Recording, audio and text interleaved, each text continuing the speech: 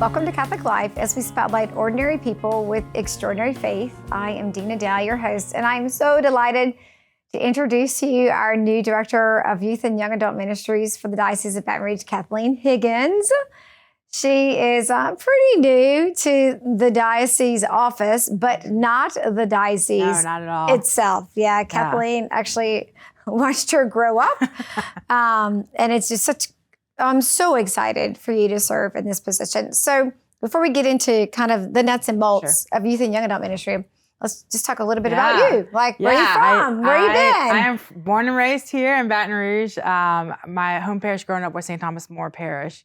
Grew up here, went to school here until I decided to spread my wings and go to New Orleans for school for my theology degree. And even then, I didn't spread my wings. I just every couple of days drove down there. So rooted here, this is where I learned how to do ministry, where I learned what church was. So have my master's in theology from the Augustine Institute.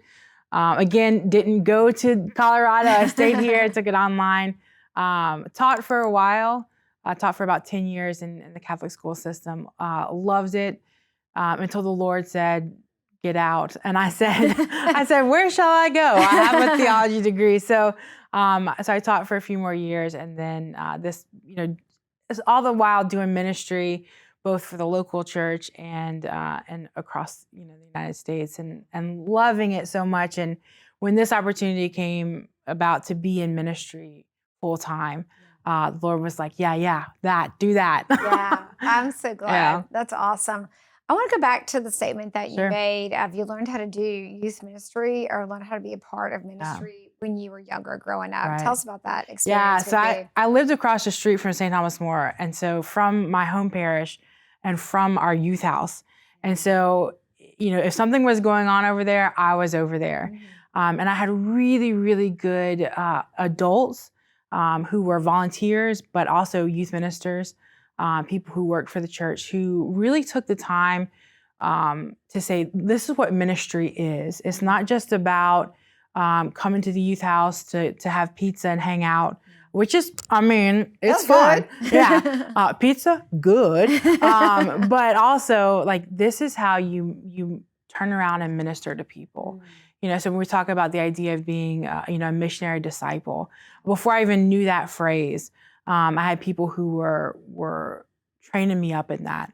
At the same time, allowing me to be fed, right? I don't ever look at that and say, by the time I was a freshman, I was, working for the church, but being formed in that form of discipleship. Yeah, it's really cool to look back and see now how that was happening. Our youth minister, Tim Hedrick, who's now Father Tim Hedrick in New Orleans. Yes. I remember when I started to play guitar, I didn't know, I knew one chord. And he said, great, we'll put you in the back of the youth choir, not mic you up. And every time that G came around, pring, right? But I was learning how to be a music minister, right? And he was talking about the idea that it's not a band. It's a ministry and what that looked like in the liturgy. And that's been an incredible thing to look back at, parish level, diocesan level, being involved with Diocesan Youth Board when I was in high school, and how that's prepared me for today, and what I do now. So it sounds like there were a lot of important relationships that were built upon and created and sustaining during that time too. Yeah, absolutely. Between parent volunteers who were just always there, youth ministers, college mentors was a really big thing when Father Tim was our youth minister. He had just come from LSU. Yeah. And so he brought the Christ the King crowd. And that was really, really cool to see the gap, those people were standing in the gap. We're saying you don't have to be in high school and be at a youth event or, 80 years old and praying the rosary in the back of the church to be in love with Jesus. Right. Yeah. Right. Yeah. That's so inspirational too. So poignant moments in your mission, what called you to study theology then? Was it all of just kind of those foundations laid and your call to service when you went to Catholic schools, right? Up until and then through college? So what called you to really seek that type of formation, and what were you thinking? Yeah. And is it where you thought you would be at this point? Yeah. I actually thought when I first entered, I went to LSU, and I first entered college, and I thought I was going to be a counselor. I'd done some mission work, and had been really involved in that, and I really I knew I wanted to serve people. Whether I could put my finger on that and articulate that, I don't know. But so I decided I wanted to be a counselor, a psychologist, and I kind of waffled around LSU for a couple years, and I took a couple of religious studies classes, and I loved them, and all the while still involved in ministry. And one day I just went to adoration, and I love adoration, but I'm not, I admit I am not a faithful adorer. And I went in, and it was kind of a time of not really desperation, but like, I don't know what the heck is going on. Seeking. Yeah. And so I went to adoration, and I was very upfront with the Lord. It was one of the first times I had been real. And I was like, I'm not leaving here until you tell me what you want with my life. And so I sat there, and as the Lord has always done in my discernment, I come in and I'm like, okay, tell me. And he goes, what do you want? I tell people all the time, there's the Price is Right game where they had to figure out the price of the car and had to step on these different, and I feel like that's the entirety of my discernment has been, I'm gonna step over here, and the Lord's like, okay, see what it's about. Free will at its best. And my mom is a great educator.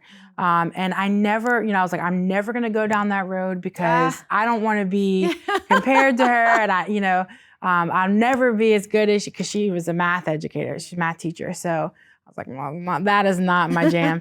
And so the Lord said at that adoration, he said, well, be quiet.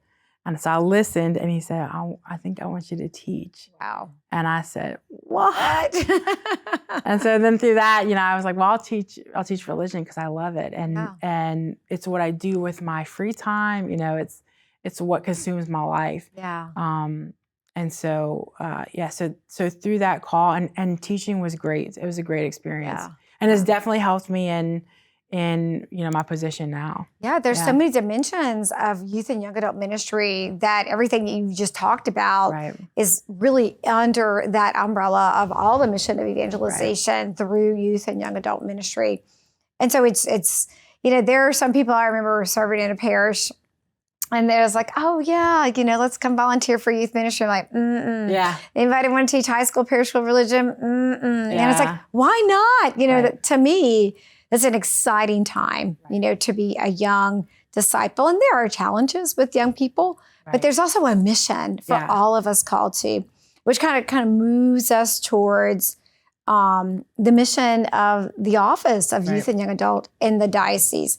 So, we always have these mission statements on our websites, but yours is very founded to foster youth that we serve deeply, like to foster them with a deep, life-giving relationship with Jesus first and the church. And foster this kind of relationship among young adults. So providing a vision and leadership necessary to serve a culturally diverse church, because we're rich in culture, and our own local church, and then affirm the dignity and value of all people and call them to missionary disciples. I mean, that's... Wow. How are your shoulders today? It's exciting. I did do a little working out last night. So it really is. And some people can look at that and some days it can be very, you feel very much the weight of it. Yeah. But what's really cool is that young people now, when we look at our ministry, number one, whatever you do, is it bringing our young people, is it bringing our people in the church to Jesus? That's number one. And if it's not, get out the way. Like it needs to, we'll put that in the back burner. But what's really cool is to see that young people desire that. They desire a true relationship with Jesus. And they are the greatest, sniffer outers of baloney, right? Yeah. They're like, I don't want, they're fed it all day through, through social media and TV and whatever else. It's like eating junk all day. And they're like, I want a ham sandwich. Like, give me something good. I want some protein. And they know that they need that. And so when they come seeking, that's why we're looking at the shift in youth ministry and young adult ministry from, programmatic to relational, because they come seeking from somebody that they trust, what is the truth? And really, our job as ministers is relatively easy. What is the truth? Let me introduce you to Jesus. Let's watch this video about blah, blah. No. Those are good supplemental, things. But let me put you in front of the Eucharist. Let you have an experience with it. My job is easy, right? The Lord's gonna provide. He's gonna, touch that person's heart. But my job is let me, in whatever cultural diverse background you come from, it's the same Jesus. Yeah. And that's the opportunity to serve, as missionary disciples, as disciples making disciples. Right. And so the mission of the movement of relational ministry is so, there's so many multifacets of that. And so, when you say, I want to introduce somebody to Jesus, right? Yeah. Like, what does that look like? Right. Like, what do you mean you want to introduce somebody to Jesus? Because, and generationally speaking, that was something that was like, you read your Bible and you go to Mass. Right, and adoration has become a thing. But, when you're working with and guiding and mentoring those that mentor the young people, I think there's a call, too, for that experience to happen for those people that are ministering to them. Yeah. And I think sometimes we want to put all the bells and whistles on it. Yeah. When in reality, that looks like explaining to them what is already happening in our liturgy, in our, what Eucharistic adoration is, what a simple yet faithful prayer life looks like. It's not, I used to do a project with my 8th graders where I, had them do the apostles, a Facebook page from the apostles and what it would look like. That's fun, to meet them where they are. Yeah. But really to say, this is what is going on in the Mass. The truth behind, the liturgy of the Eucharist. This is why we do what we do. This is what, what a good holy hour looks like, I gotta hold that thought because we're running out of time for this segment. Okay, so hang on to that. Yeah. Take a break, and when we come back, we'll continue our conversation with Kathleen Higgins, Director of Youth and Young Adult Ministry in the Diocese of Baton Rouge. Stay with us. We'll be right back.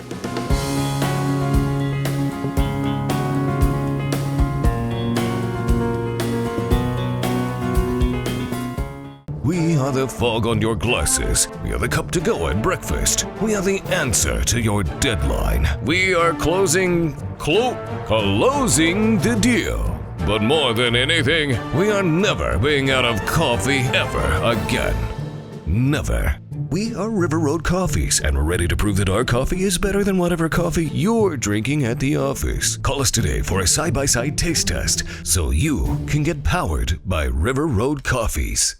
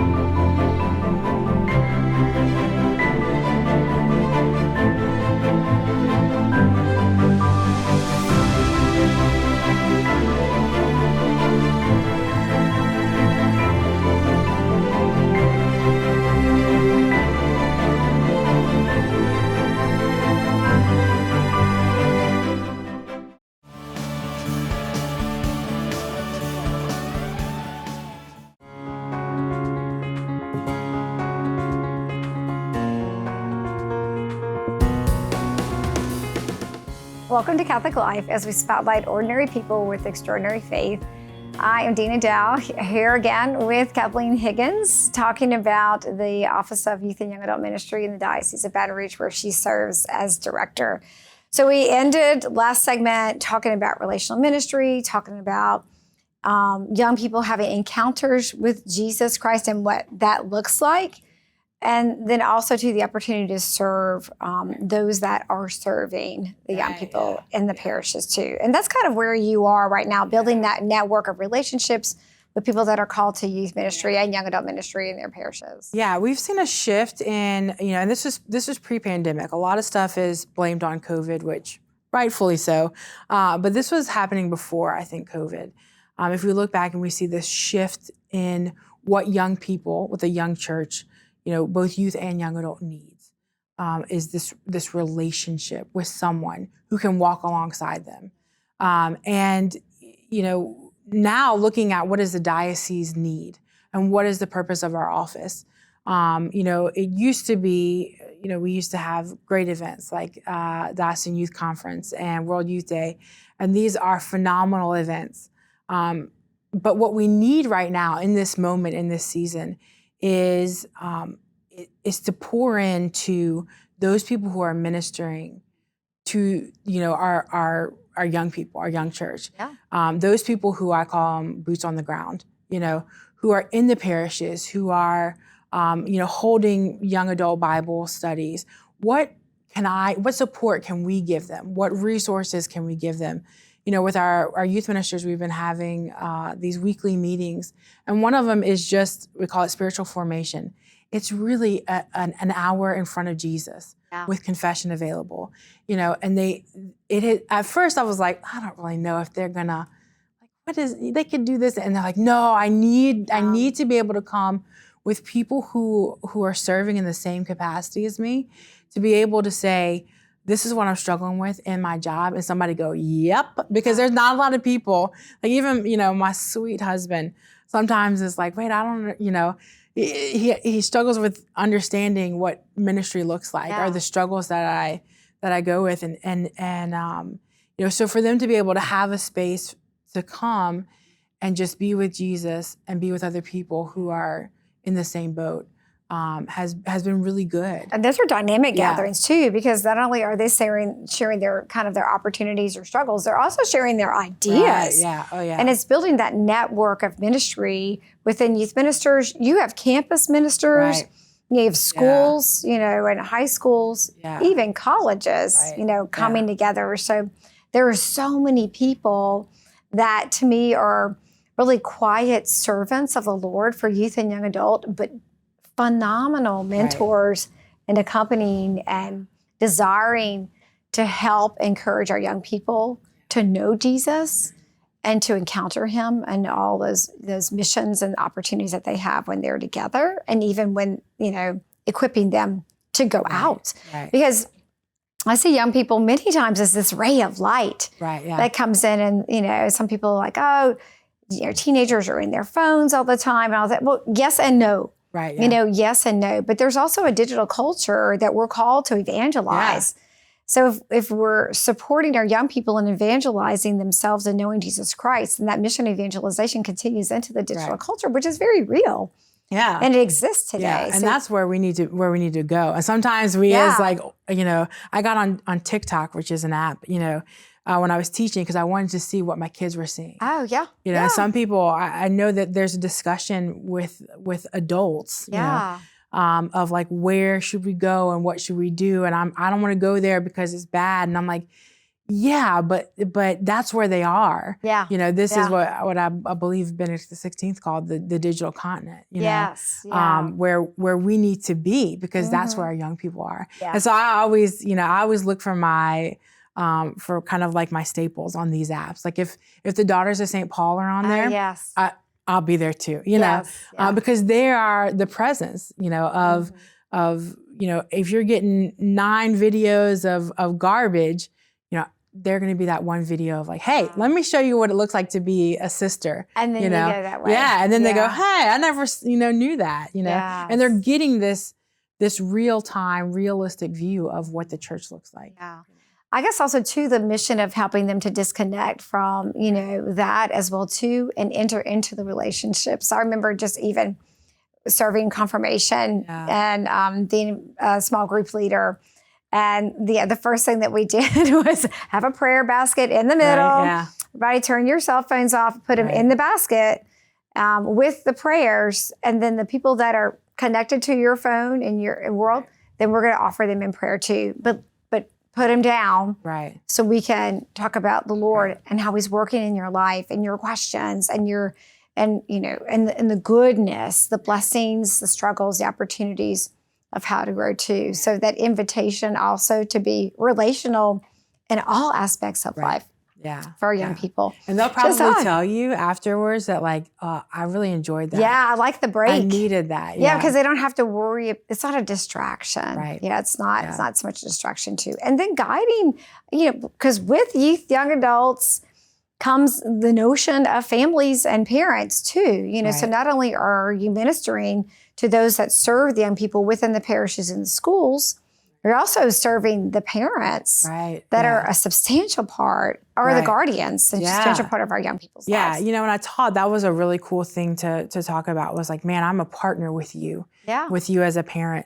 And so we're also finding that a lot of our parents, they don't know what their place is, because maybe they haven't been catechized or they're unsure of their own relationship with Jesus or what have you. And so a lot of our ministry in youth ministry is also parent ministry. Yeah. And so we're looking at opportunities across the diocese. When your child comes to PSR, what are we offering for the adults as well? So that it's this you're coming and, your child may be at PSR for an hour and you're waiting in the parking lot. Why don't you come in and we'll give a short presentation or discussion about whatever, the gospel for, and so finding those opportunities to form and, make our parents confident in raising their own children in the faith is also a great opportunity that we have across the board. People are always looking for resources for ... I know they call the Office of Catechesis for that too, and it's like resources. And the term resources is good enough itself because there are substantial things, videos, books. But, the mission of the church is to kind of launch off of that and really witness the faith. And it sounds to me, in your experience and growing up within the context of Catholic schools and youth ministry, is that people witness their faith to you. Yeah. And they not necessarily would have said, hey, Kathleen, hold the sign up of love Jesus, He loves you, but literally witnessing and telling the stories. Right. Yeah, and that is one of the greatest resources that we can be to any ministry that we are, is our own faith life. Yeah. When I'm talking to our youth ministers, that's why it's important I call them the slashers, because they're youth ministers / DRE / blah, blah. Everything. Yeah. But that's number one, is we'll get to your ministry later, but number one, what does your faith life look like? Yeah. What is and are you living that authentic life for Jesus? No matter how imperfect you may think it is. That was one of the greatest witnesses I can remember is people who said, yeah, I definitely dropped the ball there, or I struggled with going to confession. So I can look at my own faith and say, well, I'm not a horrible person because I struggle, or because I don't, fill in the blank. And that is one of the greatest resources that we can be to our young people, to our young adults, for sure. And that's why I love the structure of how the diocese serves under the umbrella of what we call the Secretariat of Evangelization. And nestled within is Marriage and Family Life, Youth and Young Adult, Evangelization, Catechesis, all with the entire diocese of serving the missions of evangelization, which is proclaiming the good news, helping people understand how much Jesus loves them, there for them, suffered, died for them, and rose. And in the context, particularly with youth and young adult, it's so important because it seems like today this population is a little bit more vulnerable in different ways than others have experienced generations before. So I guess working towards them and serving them in a way that they can understand how much the Lord loves them. Right. And that there's hope, in seemingly hopeless world. I mean, Right. I'm not doom and gloom. Sure. There's realities, Right. but also helping fortify them to be able to discover their realities and how to make the choice of where God is leading them. Yeah. on that path. And what's important to them, Yeah. when you look at, you can be overwhelmed. That's why there's so much in our young people, there's so much depression and anxiety, Yeah. And so there's not a lot of hope out there. There's not a lot of Jesus out there. Mm-hmm. And we see the correlation, and so, having them look at what is important, this relationship with Jesus, this faith in our Lord, and then everything else will fall into place. Yes. Yeah. Yeah. Well, and there's a peace that comes with that too. Yeah. So just to encourage parents to not just go, I don't know what to do, Right. but really dive in there, because parents are the first formators Right. of their children's faith. Youth ministry for me in my heart begins at baptism, Right. or at birth, at conception, Right, when you're carrying the child, how you're ministering to that young person by ministering and receiving Jesus yourself and growing stronger. But it's never too late. Right. Never, Right. ever, ever too late. If parents out there have never picked up a catechism, that's okay, because Right. they're here continuously for us to serve. So just in kind of the last minute 30, Sure. I love the theme of let us arise and go in haste. Yeah. I think it's a call to the young people to arise and go in haste and Right. serve Jesus and your community. At the same time, too, for us as adults to rise and go in haste and serve our young people. So Right. how do you see that? Yeah, I happening? think, I think what's important to our young people is to let them know, like, I need you and I need you now in the church, right? Yeah. Like Jesus not only needs you, but he wants you to be in relationship with him now, not, when you get married, not when you're 60 years old and praying the rosary in the back of the church, but now. And our young people need us as adults, right? Now. Don't wait until you're perfect, right? And that's why I think one thing that we're afraid of is to fail, but the Lord says, do it anyway. Go out there and have the conversation anyway. Come to adoration mad anyway, do it now, because now is the time, there'll be time later, maybe, but now is the time. To be present to Yeah. one another and Yeah. be in the presence of Jesus Christ. Absolutely. Yeah, that's Yeah. awesome. Thank you so much for your Absolutely. yes to Thanks for serving having as me. director and being on the series. We'll have you on again, Oh, to get great. some updates and other things that are Perfect. happening within our youth and young adult ministry. Kathleen Higgins, thank you so much for being with us. Thanks for having me. And thank you for being with us on Catholic Life this week. Until next time, may God bless you and grant you his peace.